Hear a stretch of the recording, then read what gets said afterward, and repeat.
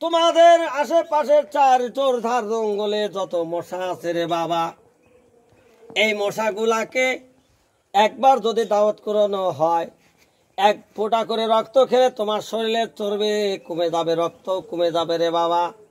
তোমার বাসের ধারে এমনও মশা আছে 15 দিন খায় না, অসুস্থ হয়ে গেছে। এর জন্য তুমি আল্লাহর কাছে জবাবদিহিতা করতে হবে রে বাবা। ওই মশাখানাকে তুমি পেটে ভরে খাওয়াও নাই। মারহাবা মারহাবা মারহাবা। এমনও মাছি আছে 25 দিন যাবৎ খায় না, এমনও মশা আছে, এমনও ডাঁশ আছে গরুর রক্ত পায় না, তারা ছনছন করে বেড়ায় বাবা। তোমরা কি জানো ওই মশা মাছির কৈফিয়ত আল্লাহর কাছে তোমাদের দিতে হবে। তোমরা মাছের ধারে হাঁকতে যায় থাপুর মারো।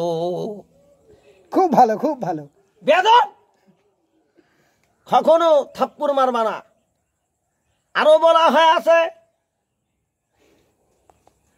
ছেলি পেলি যারা হাঁকতে যাও গেঞ্জিটা খুলে থুয়ে বাঁশের ধারের ভিতরে যাবা না, কলার ধারের ভিতরে যাবা না, ধান কেতরাইলে যাবা না, সোজা চলে যাবা পুকুর পাড়ে। ওখানে পানিও তোমাদের টানতে হবে না। পানি আমনে চলে আসবে কেন? পানির কাছেই বসে থাকবে, আবার পানি আসবে কেন?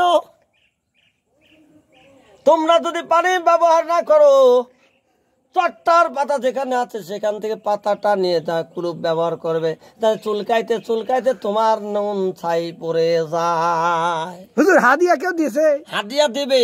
ওই যে পিছনে আম দেখতে চাও না, আম খায় আটিটা দেবে, পেঁচ করে যাবে।